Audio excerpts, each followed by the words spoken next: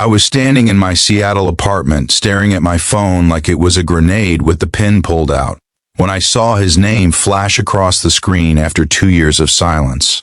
Marcus, the man who had packed his bags on a rainy October morning and told me he needed to find himself, that our love was suffocating him, that he couldn't be the person I needed him to be. The man who had taken my heart and returned it in pieces so small I spent months trying to remember what it looked like whole. And now, after 734 days of silence, he wanted to meet for coffee to talk about closure. My hands were shaking as I read the message over and over again, each word burning itself into my brain like a brand. Hey Liv, I know this is out of the blue, but I've been doing a lot of work on myself lately, and my therapist suggested I reach out to people I've hurt to make amends. Would you be willing to meet? I think we both deserve some closure. No pressure, just coffee. No pressure, he said, as if his simple text hadn't just detonated a bomb in the carefully reconstructed life I'd built from the rubble he'd left behind. I want to pause here for just a moment. If you believe in the power of second chances, if you've ever had to rebuild yourself after someone broke you, please hit that like button, drop a comment below sharing your thoughts, and subscribe to this channel. Your support means everything, and I promise you, this story is just getting started. The thing about Marcus was that he hadn't been some terrible boyfriend who cheated or lied or treated me badly. That almost would have been easier to process. Instead, he had been wonderful until he wasn't. He had been the guy who remembered that I liked my coffee with oat milk and cinnamon, who would leave little notes in my lunch bag before work, who held me through panic attacks at 3 in the morning when my anxiety got the best of me. He had been my best friend, my partner, my person. And then one day, he woke up and decided he didn't want to be anymore. There was no warning, no fight, no dramatic explosion, just a quiet, devastating declaration that he was leaving, and then he was gone. The first 3 months after Marcus left were the darkest of my life. I stopped going to the gym, stopped meeting my friends for our weekly trivia nights, stopped doing anything that required me to pretend I was okay when I very clearly was not. My sister Emma practically moved in with me, forcing me to eat, to shower, to remember that life continued even when it felt like mine had ended. She would sit with me on my couch, not saying anything, just being there while I cried through entire boxes of tissues and watched the same comfort shows on repeat. She never told me to get over it or that I was better off without him. She just held space for my grief until I was ready to start healing. And I did heal. Slowly, painfully, but genuinely. I started seeing a therapist named Dr. Chen who helped me understand that Marcus leaving wasn't about my worth or my value. I joined a pottery class at the community center and discovered I had a talent for creating beautiful, imperfect things with my hands. I got a promotion at work, moved to a better apartment with a view of Puget Sound, adopted a rescue cat named Miso who slept on my chest every night and purred away the loneliness. I built a life that was mine, that didn't revolve around someone else's presence or absence. I learned to be whole on my own. But sitting there with his text message glowing on my screen, I realized that healing doesn't mean you stop caring. It doesn't mean the person who hurt you suddenly becomes irrelevant, or that their name doesn't still trigger something deep in your chest. It just means you've learned to live with the scar tissue, to function despite the hurt. And now Marcus wanted to reopen that carefully healed wound under the guise of closure, as if closure was something he could give me rather than something I'd had to forge for myself in his absence. I agreed to meet him. I told myself it was because I was strong enough now, because I had nothing to lose, because maybe hearing whatever he had to say would finally let me close that chapter completely. But deep down, in a place I didn't want to examine too closely, I think part of me just wanted to see him again, to prove to myself that I could sit across from him and feel nothing, that I had truly moved on. We met at a small coffee shop in Capitol Hill on a Wednesday afternoon, the kind of gray Seattle day where the sky and the water blur together into one endless stretch of silver. I got there early, ordered my usual oat milk latte with cinnamon, and sat by the window watching people hurry past with their umbrellas and their busy lives. When Marcus walked in, I felt my breath catch in my throat despite all my preparations, despite all my therapy and healing and growth. He looked different, older maybe, or tired. His hair was shorter, and he had grown a beard that didn't quite suit him. But his eyes were the same, that particular shade of brown that looked gold in certain light. And for just a moment, I was 26 again, and falling in love in this very neighborhood.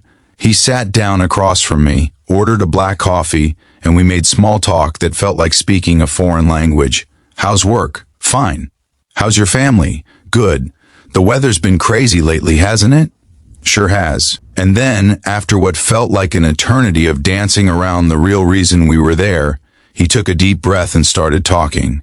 He told me about his therapy, about how he'd been running from commitment his whole life because of his parents' messy divorce, about how he'd sabotaged every good thing he'd ever had because he was terrified of being vulnerable. He told me he understood now that leaving me wasn't about finding himself, but about being too scared to lose himself in us. He apologized, sincerely and thoroughly, for the pain he'd caused me, for ending things so abruptly, for not fighting for what we had. And then he said the words that would change everything. I made the biggest mistake of my life when I walked away from you, Liv. I know I don't deserve another chance. I know I hurt you in ways I can't take back. But I've spent 2 years thinking about you every single day, comparing every person I meet to you, realizing that what we had was real and rare and beautiful, and I destroyed it because I was too broken to appreciate it. I'm not that person anymore. I've done the work.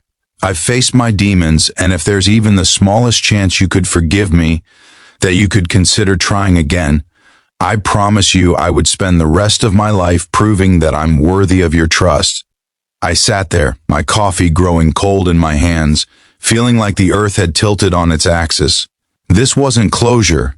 This was Marcus, vulnerable and raw and real in ways he'd never been during our relationship, asking for something I'd spent 2 years convincing myself I no longer wanted. This was the man I'd loved with every fiber of my being, the man who had shattered me, now kneeling metaphorically at my feet and offering me everything I'd once dreamed of hearing. My mind was screaming at me to say no, to protect myself, to remember the months of agony and the hard-won peace I'd found. But my heart, that traitorous, hopeful organ, was whispering something different. It was reminding me of lazy Sunday mornings tangled in sheets, of road trips where we'd sing off-key to terrible pop songs, of the way he'd look at me like I was the most fascinating person in the world. It was reminding me that love, real love, is rare and precious and maybe, just maybe, worth the risk of being broken again. I looked at him, really looked at him, and saw something I hadn't seen before. Fear, vulnerability, hope, the same emotions that were currently waging war in my own chest. And I realized that closure wasn't what either of us needed. We needed honesty. We needed to acknowledge that what we'd had was real, that the pain was real, and that maybe, in some complicated, messy, beautiful way, the love was still real too. Marcus, I said, my voice steadier than I felt, I need you to understand something. The woman you left 2 years ago doesn't exist anymore. I'm not the same person. I'm stronger now, but I'm also more cautious. I know my worth. I know what I deserve. And I will never, ever make myself smaller or ignore my needs to make someone else comfortable. He nodded, his eyes never leaving mine. I know, and I wouldn't want you to. That strength, that growth, it's beautiful. You're beautiful. And I'm not asking you to go back to who we were. I'm asking if we could discover who we might become together as the people we are now. Before I make a request, I want you to know something. If this story has touched your heart, if you felt every word in your soul, please take a moment to like this video, leave a comment telling me your thoughts, and share it with someone who needs to hear it today. Your engagement helps this channel grow and allows me to keep bringing you these real, raw stories about love and loss and everything in between. I didn't say yes to Marcus that day. I told him I needed time, that we'd need to start completely over, that there would be boundaries and therapy and long conversations about what went wrong and how to make sure it never happened right again. I told him that forgiveness didn't mean forgetting, and that trust, once broken, takes years to rebuild. But I also told him that I was willing to try, to see if the people we'd become apart could build something even stronger together. That was 6 months ago. We're taking it slow, slower than slow, moving at a pace that would make glaciers look speedy.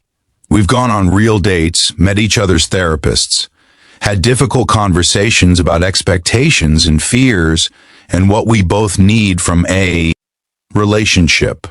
There have been moments of doubt, moments where the old wounds ache and I wonder if I'm making a massive mistake. But there have also been moments of profound connection, of feeling seen and valued in ways I never did before, of building something that feels both familiar and entirely new. I can't tell you if this story has a happy ending yet. Life isn't a movie where everything wraps up neatly in 90 minutes. But I can tell you that sometimes closure isn't about ending things cleanly. Sometimes it's about being brave enough to acknowledge that some stories deserve a second draft, that some people are worth the risk of hoping again, and that the most beautiful things in life are often the ones we have to fight for, lose, and then choose to fight for again. Comment below if you believe some love stories deserve a second chapter. Love isn't about perfection. It's about two imperfect people making a conscious choice every single day to show up for each other and do the work. Marcus asked for closure and then begged me back. And I, the woman who swore she'd never let him close enough to hurt her again, am choosing to believe that sometimes the bravest thing you can do is let someone try to prove they've changed. Because at the end of the day, we all deserve a second chance at becoming the people we were always meant to be. And sometimes, if we're really lucky, we get to become those people with someone who understands both our brokenness and our strength, because they've witnessed both and chosen to stay anyway.